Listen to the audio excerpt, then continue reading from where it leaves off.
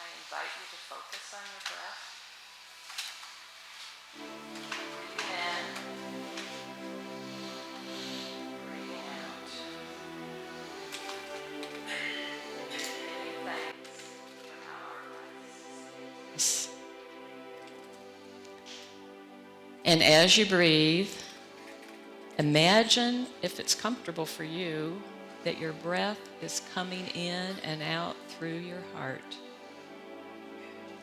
You might even put your hand over your heart if you wish. Feel your heart opening as you breathe.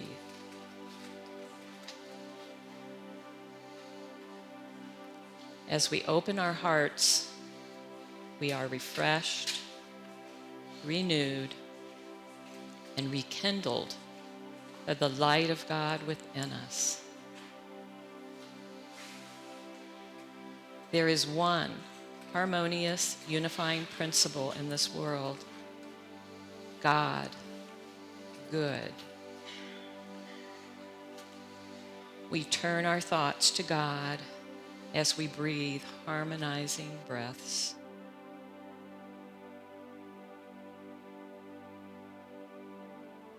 We call forth the unifying principle of divine love, of which we are made, which is our true nature.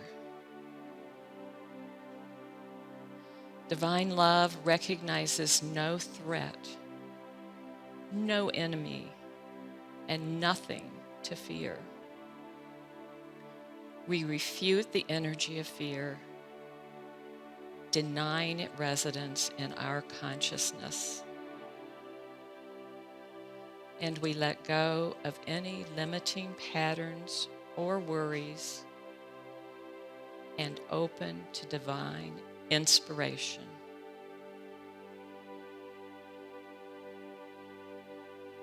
In the presence of divine love, our thoughts become clarified. We breathe easily, trusting we are capable of responding as God, as good, to anything that arises in our lives and in the world. Resting in the divine love we are, the cells of our bodies are happy, knowing they can relax now into the silence.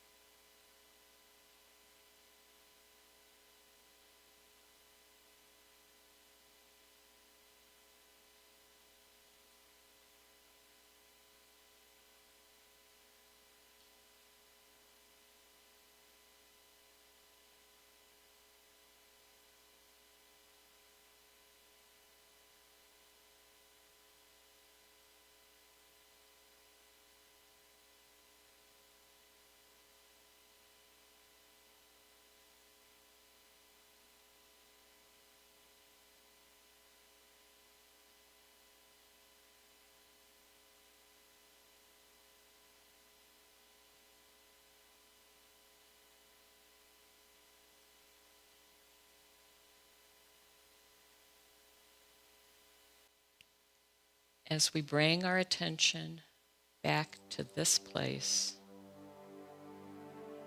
this community, rejoice that your spiritual nature is a source of refreshing, living water that never runs dry. Each day we connect with our hearts, drawing forth the divine love that sustains us. We know we can direct this harmonizing energy wherever it is needed. focused and centered in our hearts, we experience the flow that heals, nurtures, and blesses. And so it is. Thank you, God.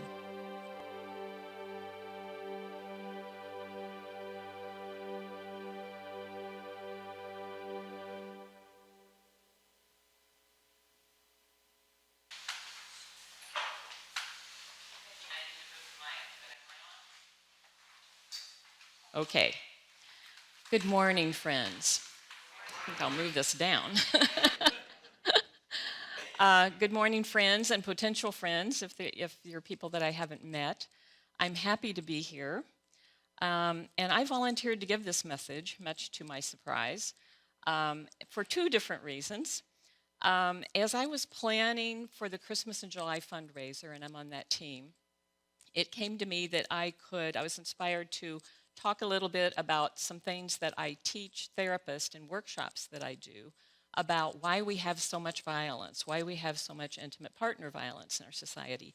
But that this was an opportunity to do that, but to also do it while weaving in more spirituality, which I can't really do in my workshops. So that was my first reason for doing it. Forgot about this. My second reason was that I thought it would be fun to share a spiritual experience that I had in my 20s. Okay, so picture me, I was sitting in a pretty traditional Presbyterian church, listening to a woman minister deliver the message that day, and there was this light, beautiful light streaming through the windows, and suddenly I had this vision or this thought, you will be doing this someday. Who, me? It was a huge who, me movement. It's like, no way.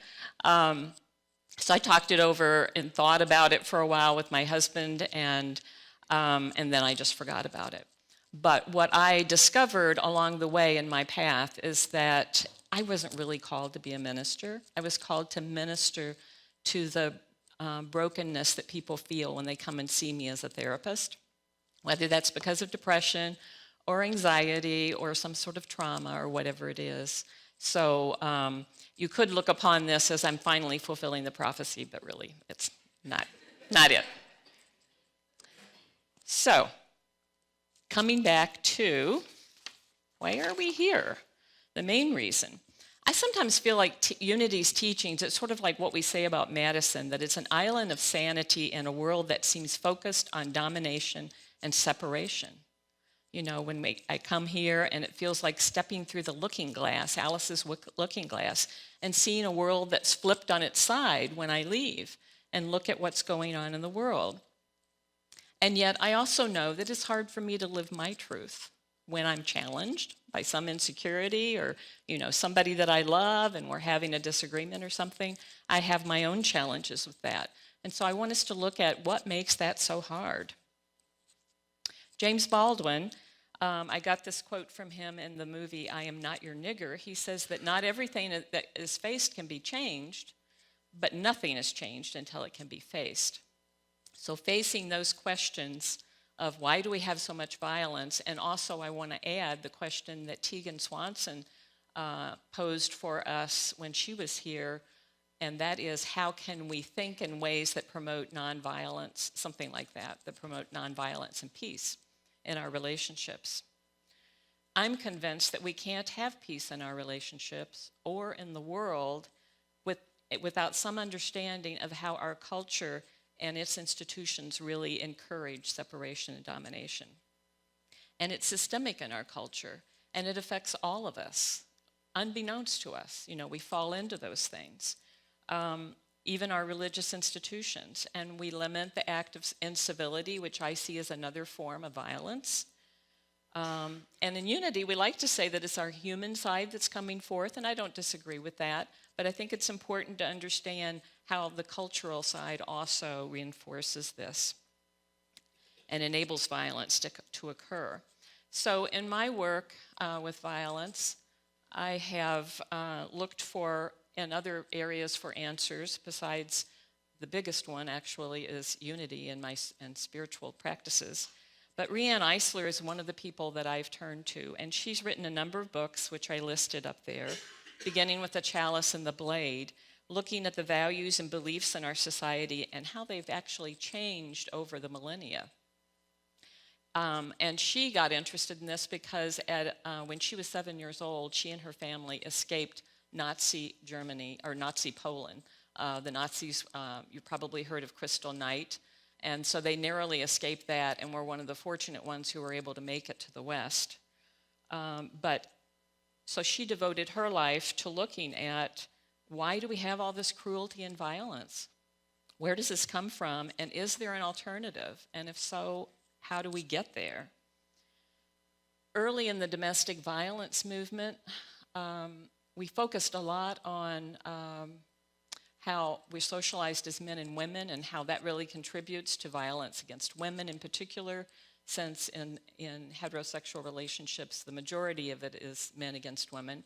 But I know that that's not all the story, because violence is throughout our society, and it's in same-sex relationships, and it's in all of our institutions. So there's something else going on. And I was happy to know that Eisler helped with that. So she says that the underlying problem is not men as a sex. The root of the problem lies in a social system in which the power of the blade is idealized, in which both men and women are taught to equate true masculinity with violence and dominance, and to see men who do not conform to this ideal is too soft or effeminate. And I would also say that it equates power, having power as with dominance, rather than it coming from within. So what does this mean? How does this affect us? Well, translation, I think, there's a cost. True men are dominant and use violence if necessary. That's a very dominant message. And men and traits associated as masculine are more valuable than women and traits associated with the feminine. So that's just a little bit of the fallout. I really see there's a cost to all of us in this, to men and women, because when men are given messages that they should man up and be strong and they shouldn't be emotionally expressive, that causes them to repress their feelings, and then that comes out in ways that are not good for them or for the others around them, such as depression, addictions, and violence. So if the root issue isn't sexism, get my slides up here, what is it? Well, dominance is the key word here. Our systems are organized around power over others, and sexism is only one form it takes. You know, you see it with racism, you see it with economic inequality, you see it in all kinds of ways. So Eisler described ancient cultures as having norms that were not patriarchal nor matriarchal. It's not an either-or thing. It doesn't have to be one or the other, but they valued both the feminine and the masculine, and they were complementary to one another. And around about the 5th millennium BCE, gradually there were nomadic peoples who moved in who had a dominator society, as she calls it, mentality, and they overran those cultures and substituted their worldview. So it seems like a good idea to revive this worldview, right? If you look at the partnership part of it, it's like, certainly I think that unity principles and values are represented there. So in order to revive it, we have to understand, first of all, how we think, okay?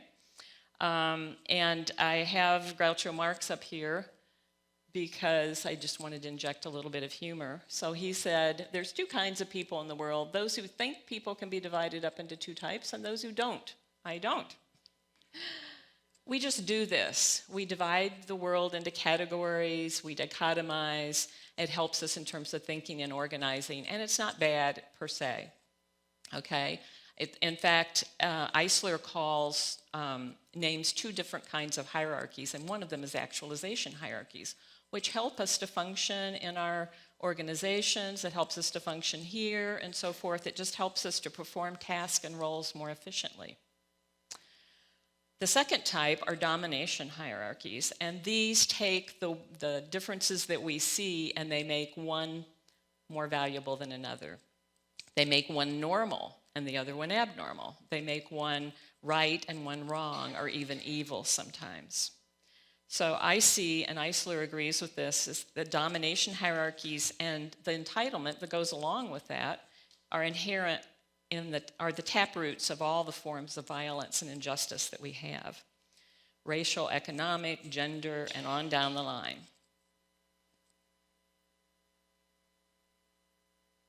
My clicker doesn't want to work. There we go. Oh, I think I went too far. Oh, there it is. Okay. So that means that all forms of injustice are related, right? And Dr. Martin Luther King thought the same thing. He said that injustice anywhere is a threat to justice everywhere.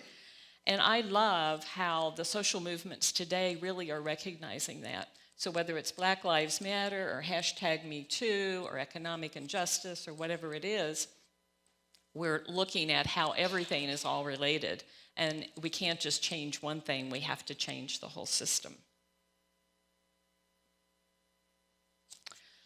So we at Unity and others in the Christian tradition and other spiritual traditions, religions, have values like love, peace, respect, and unity. But we don't always live from those values, do we? You know, I just represented a few of them from Christianity, Judaism, and a quote from the Quran. I see these as enduring patterns of the partnership worldview.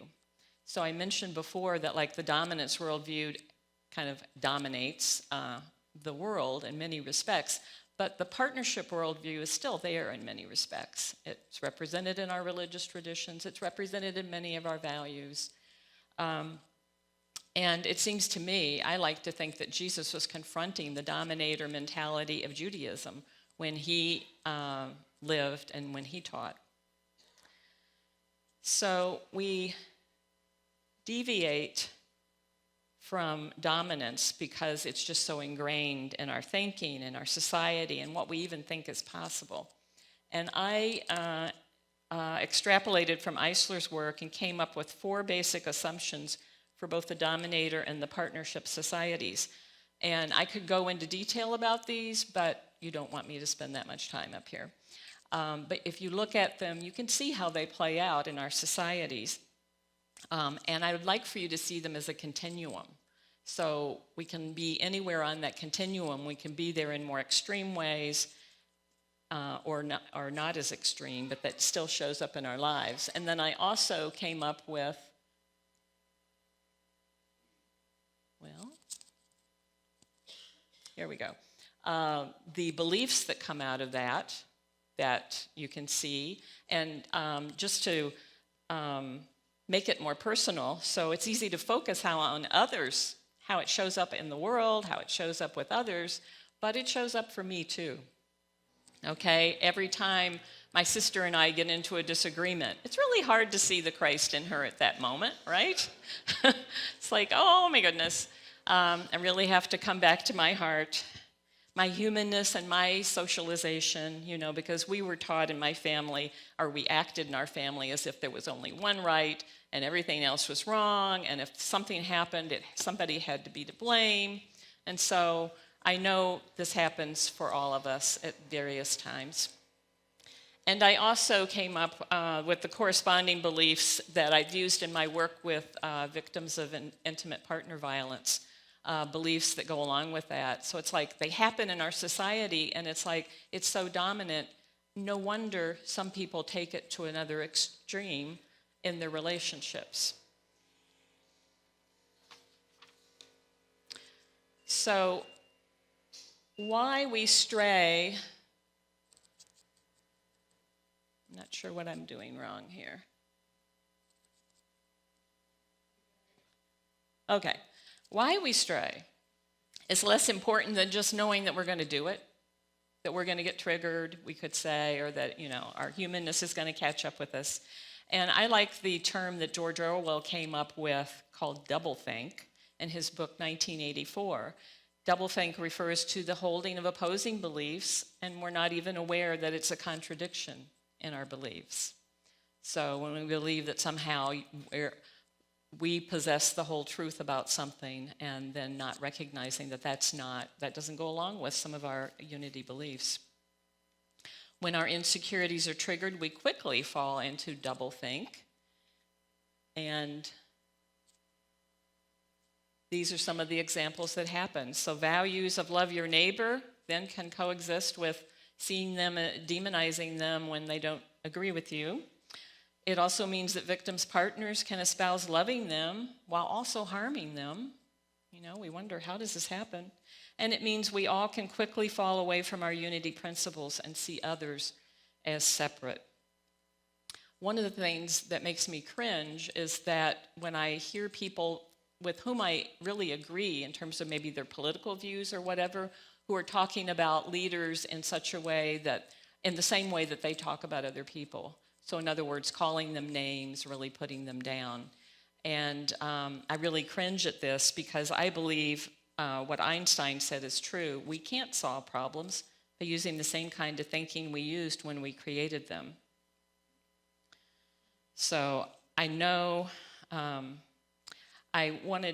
I was thinking about what I was going to talk about today, suddenly I was inspired to share the Hafiz poem because it's titled, I know the way you get when you have not had a drink of love. So I want to share that with you today. I know the way you get. I know the way you can get when you have not had a drink of love. Your face hardens, your sweet muscles cramp. Children become concerned about a strange look that appears in your eyes, which even begins to worry your own mirror and nose. Squirrels and birds sense your sadness and call an important conference in a tall tree. They decide which secret code to chant to help your mind and soul. Even angels fear that brand of madness that arrays itself against the world and throws sharp stones and spears into the innocent and into oneself. Oh, I know the way you can get if you have not been out drinking love. You might rip apart every sentence your friends and teachers say, looking for hidden clauses. You might weigh every word on a scale like a dead fish. You might pull out a ruler to measure from every angle in your darkness the beautiful dimensions of a heart you once trusted. I know the way you can get if you have not had a drink from love's hands. That is why all the great ones speak of the vital need to keep remembering God, so you will come to know and see him as being so playful and wanting, just wanting to help. That is why Hafiz says, bring your cup near me, for I am a sweet old vagabond with an infinite leaking barrel of light and laughter and truth that the beloved has tied to my back. Dear one, indeed, please bring your heart near me, for all I care about is quenching your thirst for freedom. All a sane man can ever care about is giving love. I thank our previous minister, Marshall, for introducing me to Hafiz. So Hafiz said it a lot more eloquently than I can. So falling into doublethink is not the way to create a world that works for all, as Sharif mentioned, or as Sharif's title says. Eisler talks about let your awareness and your action dance, and I like that phrase. So none of us have a corner in enlightenment. We all have to work to see things rightly rather than out of a place of fear. So I just wanted to put up a couple of examples of that, and one of them is Sharif's book that we studied, a couple years ago, I'm not sure when, called Creating a World That Works for All. And one of the things that he talks about, I think it was in the book, although I also heard him talk, so I could be wrong, but he talks about we all have a deep identity. And so we're all human. Our identity is made up of these factors, and that's gonna shape our perspective and how we think, which is all well and good when we know that's what's happening. And so maintaining that focus and awareness, and then also being curious about how someone else thinks differently and what that's about, can help us in terms of coming to more agreements or being able to negotiate differences. Another example of this that I love is how Marianne Williamson is running for president. I give her a lot of credit for her courage it takes to do that, and for her bringing a message that our world needs to hear. In one of her campaign ads, she says, people ask what a politics of love looks like. And then she says, you make the reduction of unnecessary human suffering the guiding principle of domestic and international policy, not as charity, but as justice, not as a sign of weakness, but as a sign of strength. Well, there's many in our world who would say, no, that's naive. It's never going to work, right? And in fact, sometimes we might think that. But she says, what's naive is to think we have a viable future if we do not. So I want to invite you to think about, what is it that you use to dance from your human identity, from how you were raised, to think into your divine identity? These are the things that guide me. First of all, the Unity's principles, mission and vision, and regular prayer and meditation. I don't know how many of you remember Rita Marie Johnson coming many years ago and sharing with us heart math, but that's something that I've continued to use both in my life, and I teach it to people that I see.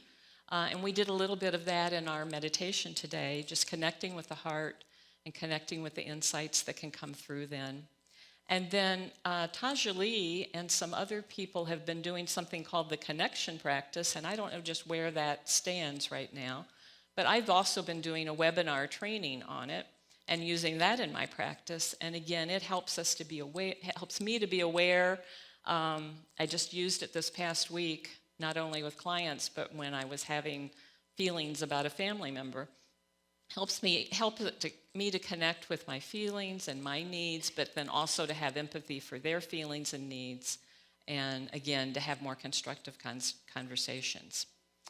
So I have a challenge, if you choose to accept it, sort of along the lines of Reverend Judy, what she used to do, and that is to, whatever tools or paths are helpful to you, to use that with a person or an issue that's challenging you during the week. And I don't know about you, but I always find some, so I'm assuming that you will too. To paraphrase the daily word yesterday, may we see the way to bliss, peace, and prosperity with utmost clarity. And as the prayer for protection reminds us, we are light, we are love, we are power, and we are presence. And my prayer for all of us is that we shine with these divine qualities in everything we do. Thank you for your kind attention.